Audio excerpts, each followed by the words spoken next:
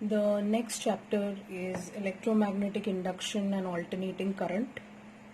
तो जैसे मैंने आपको पहले भी बताया कि हर एक चैप्टर के 5 क्वेश्चन की सीरीज है, तो 5 क्वेश्चंस आपके रिवीजन के लिए आपको काम आएगा. तो let's go to the first question for today. The magnetic potential energy stored in a certain inductor is given to us. So कहाँ पे स्टोर्ड है ये? इंडक्टर में. तो इंडक्टर का एनर्जी फॉर्मूला आपको पता रहना चाहिए. It is nothing but half Li square. So it is nothing but half Li square. So energy हमें दिया गया है 25 मिली जूल एंड करंट भी हमें दिया है 60 मिली एम्पियर और उन्हें चाहिए inductor. So this is very simple. आपको सिर्फ सब्सटीट्यूट करना है. 25 into 10⁻³ is half L into I का square. So it is 60 into 10⁻³ का स्क्वायर. तो जब आप इसको सॉल्व करेंगे आपको L करीबन 13.888 करके आएगा, विच इज अप्रोक्सीमेटली 13.89 हेनरी. और आपका आंसर हो जाएगा ऑप्शन डी.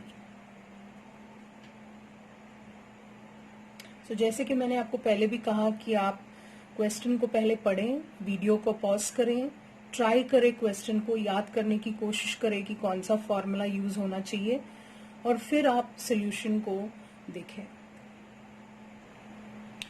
सेकंड क्वेश्चन की तरफ जाते हैं. इस क्वेश्चन को ध्यान से पढ़ें. एक इम्पॉर्टेंट क्वेश्चन है. A long solenoid of diameter 0.1 has 2 into 10⁻⁴ turns per meter. At the center of the solenoid, a coil of 100 turns and radius 0.01 meter is placed with its axis. So it is a clear indication of mutual induction. So there is one coil which they are talking about initially and they have given the diameter of that coil. तो ये आपका primary coil हो गया.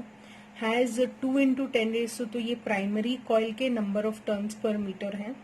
सो यहाँ का इसका अगर R1 बोले तो 0.1 मीटर है. इसका नंबर ऑफ टर्न्स पर मीटर बोले तो इट इज 2 into 10⁻⁴ टर्न्स पर मीटर.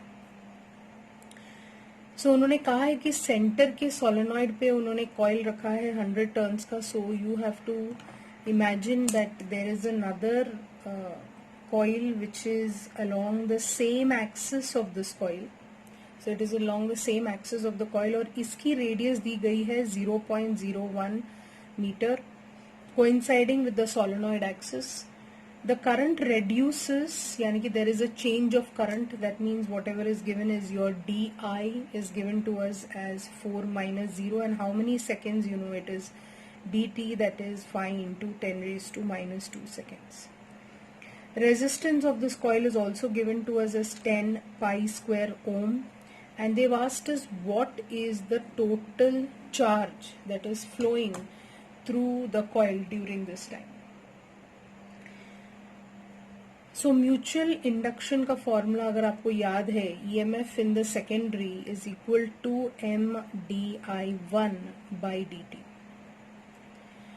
हमें पता है कि म्यूचुअल इंडक्शन का फॉर्मूला है μ0 n1 n2 a by L into di by dt and EMF can be written as I into R. So it is I into the resistance of the secondary जो छोटा coil है. I can be written as dq by dt into R is equal to μ0 n1 n2 a by L into di1 by dt. अब सारा data आपको सिर्फ substitute करना है. ये दोनों कैंसिल हो जाएगा. आपके पास सब कुछ डेटा है actually. You just have to substitute and you have to find what is dq. So dq will become μ0 is 4 pi into 10⁻⁻⁷. n1 upon L हमें दिया गया है, that is nothing but 2 into 10⁻⁴. n2 हमें दिया गया है 100 है and then area is pi r square. so it is pi into r square, so it is nothing but 10 raised to minus 2 का square into the current is, the change in current is given to you as 4 upon resistor की value है 10 pi square. सो अगर आप इसको calculate करेंगे तो आपका पाई तो कैंसिल हो गया, आपको आएगा 32 microcoulomb answer, which is nothing but option B.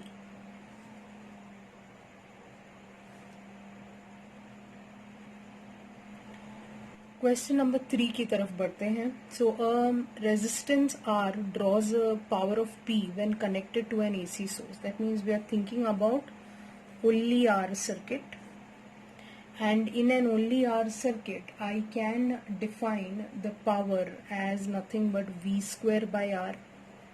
So this is like my case 1, so I can say therefore V square is equal to P into R.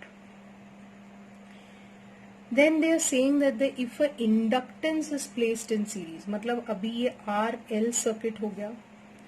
RL circuit में हमारा पावर का formula होता है ERMS into IRMS into cos phi होता है। You know that for this can be written as ERMS, this can be written as ERMS upon Z, and this will be nothing but R by Z. So हम ERMS को यहाँ V ले रहे हैं, तो V square upon Z square into R आएगा। What is your V square? It is nothing but P into R. V square is P into R. ये P R square by Z square हो जाएगा और ये आपका P dash है। तो आप देखेंगे कि ये क्लियर कट आएगा, P dash is P into R by Z the whole square. So this is our answer, which is option C.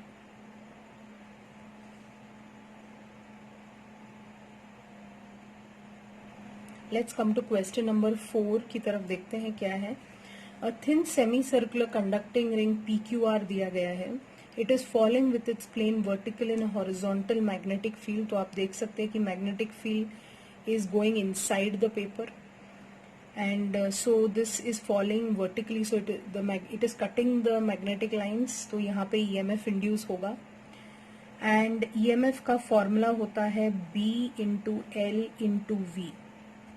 L is basically the length between the ends of this, and that is nothing but 2R. That's why this is B into 2R into V. So we know our formula has to be something in terms of 2RBV. Now we have to know which one is at higher potential. तो इसके लिए हमें right hand rule सिखाया गया था। ये आपकी velocity है, ये आपका मैग्नेटिक फील्ड है, और जो मिडिल फिंगर है वो आपका EMF है या करंट की डायरेक्शन आप बोल सकते हैं। तो आपको पेपर में देखना है कि वो नीचे की तरफ आएगा, आपका मैग्नेटिक फील्ड अंदर जाएगा। So you have to take your index finger and put it on the cross. Velocity will be in the downward direction. तो आप देखेंगे आपका ये जो मिडिल फिंगर है वो R की तरफ पॉइंट कर रहा है। That means R higher potential पे है। So here the answer will be option D. I hope you have understood this. ये question purely आपके right hand rule पे है।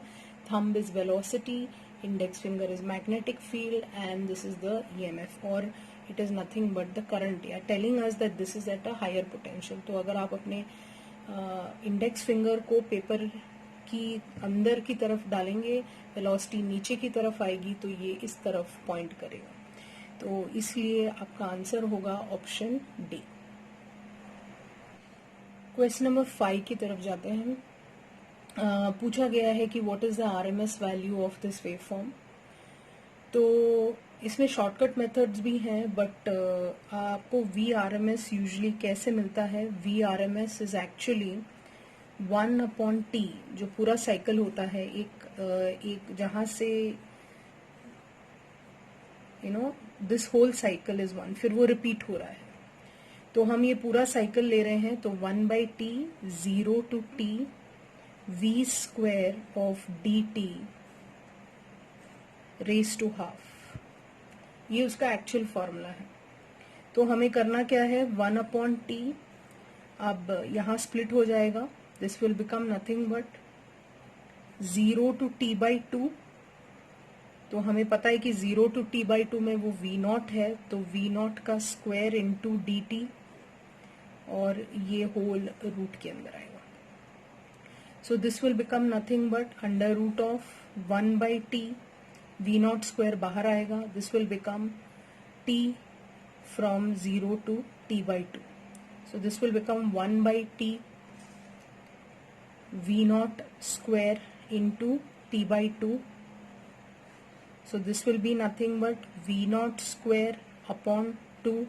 तो ये हो जाएगा v0 upon √2। इस तरीके से आपको एनालाइज करना है इस क्वेश्चन को। तो ये अगर वेव फॉर्म चेंज हो जाता है तो आपको पता रहना चाहिए कि यहाँ पे क्या इंटरवल चेंज होगा। नहीं तो आप सीधा भी कर सकते हैं। एक्चुअली VRMS का जो स्क्वायर होता है दैट इज नथिंग बट इसका जो मैक्सिमम वैल्यू होती है V0 का स्क्वायर लेने का इनटू कितने टाइम पीरियड है ये t/2 अपॉन टोटल टाइम लेते हैं। मतलब ऐसा आप ऐसा भी कर सकते हैं इसको, VRMS is under root of the maximum value is का स्क्वायर। सो ये मैक्सिमम वैल्यू है इनटू कितने इंटरवल तक वो था that is t/2 upon total उसकी जो पल्स है उसका जो पूरा कितना टोटल टाइम पीरियड है वो t लेते हैं। तो इससे भी आपको आंसर v0/2 ही आएगा। बट ये ज़रूरी है कि आप इस पूरे इंटीग्रेशन को समझें, क्योंकि इट इज़ बेटर इफ़ अगर उन्होंने इंटरवल को चेंज किया तो आपको चेंजेस करना आना चाहिए।